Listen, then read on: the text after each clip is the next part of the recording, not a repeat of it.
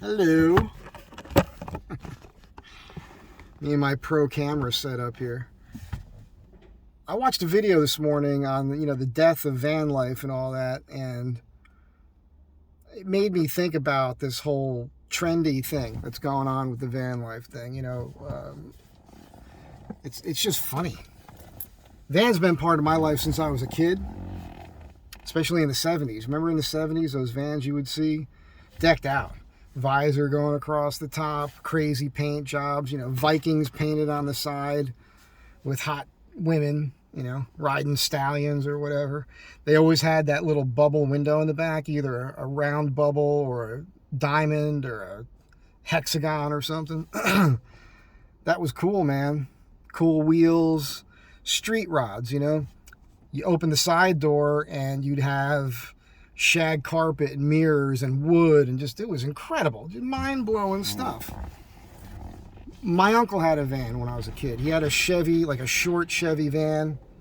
The wind today in LA is crazy, by the way. It's actually, I had to go home because it's knocked out the power at my client's house. There's tree limbs, palm fronds coming down, taking people out. You can hear a metal roof behind me blowing around in the wind. It's insane.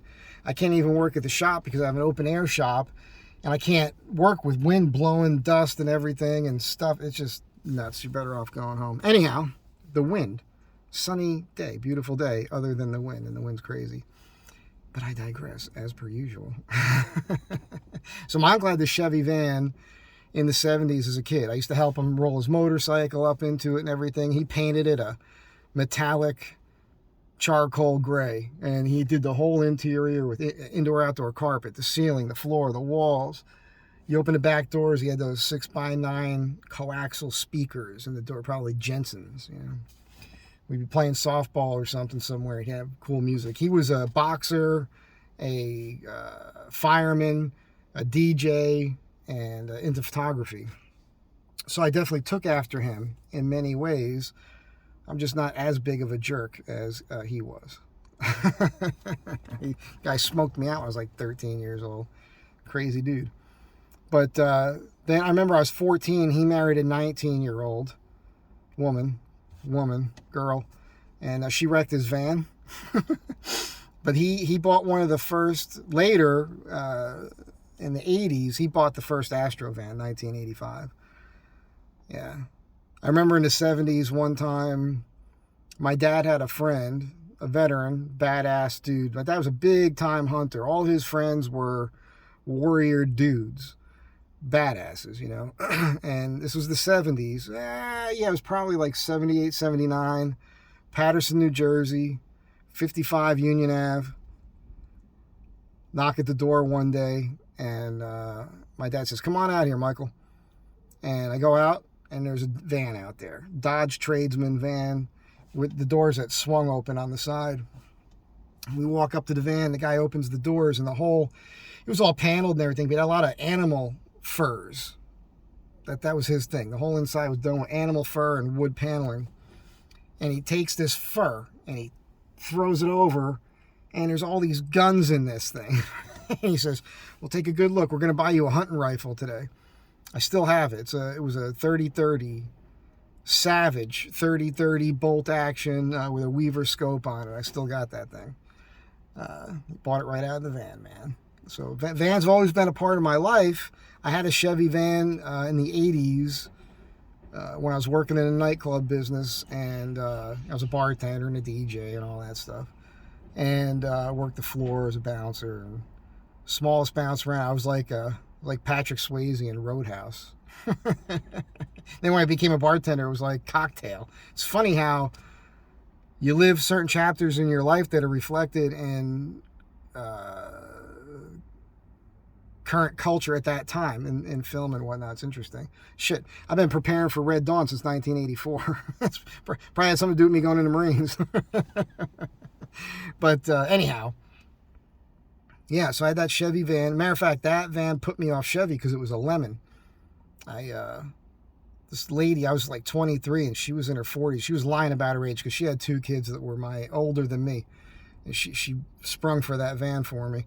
And it was a lemon, man. And everything went wrong on that van. I had a bad accident in that van. brakes locked up on me. And so I was like, Chevy's garbage. And I was pretty much a Mopar guy my whole life, really. First car was a 71 Dodge Dart. I had a couple Dodge Darts, V8 318s. I had my old pickup, 67 Dodge pickup for over 20 years out here in LA. And then I fell into the Astro van thing when I did a project back east. I needed a van to drive across the country with some parts I made. So I bought the Chevy Astro Cargo. I wasn't sure if it could fit a 4x8 sheet of plywood. That was my thinking, using it for work. And then it did. And then when I was on the road, I was looking at Instagram at Astro vans, and I saw that these things were lifted, and they had big tires. They were taking them out in the woods, and that's when I learned that there was an all-wheel drive version.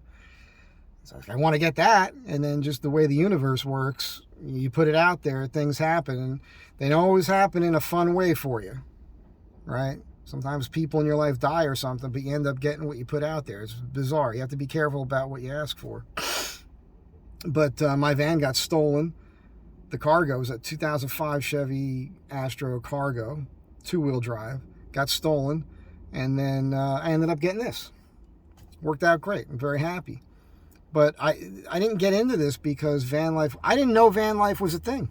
I had no idea. When I was on Instagram, even looking at the Chevy Astro vans going off-road and everything, I wasn't noticing. I think that's probably the first time I saw like hashtag Vanlife.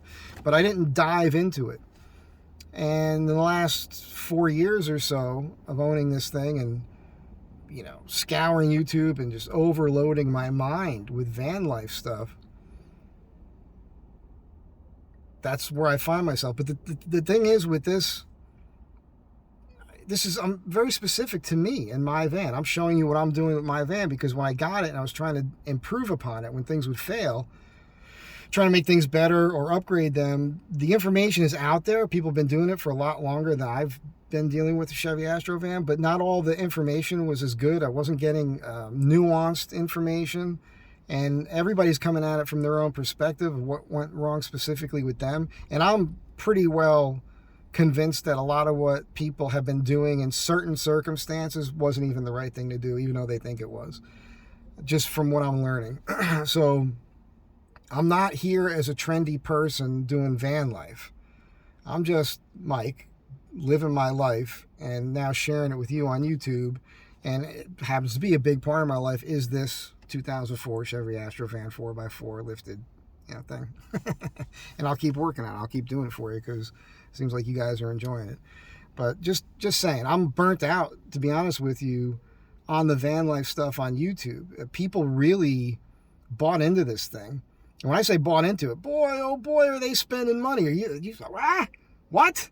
$200,000 on a van?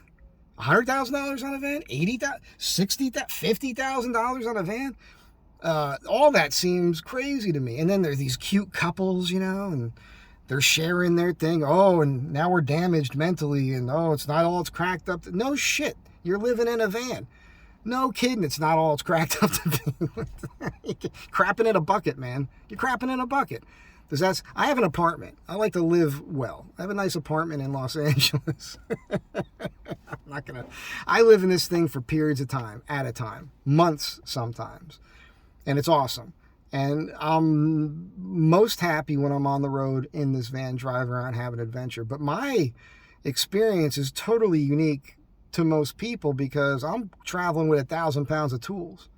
I'm packing a kit in here and I'm taking on projects when I'm on the road. I plan it out so that I can actually afford to do the trip in the first place because I am not made of money. So it's pretty weird to see. And I know that there's a lot of people out there doing van life that are making money finally on YouTube, and I commend you. I mean, I think we would all like to get to a point where YouTube, those of us who do YouTube, can make enough money on it to where it helps fund this whole thing. Maybe you could live on it if you do well enough.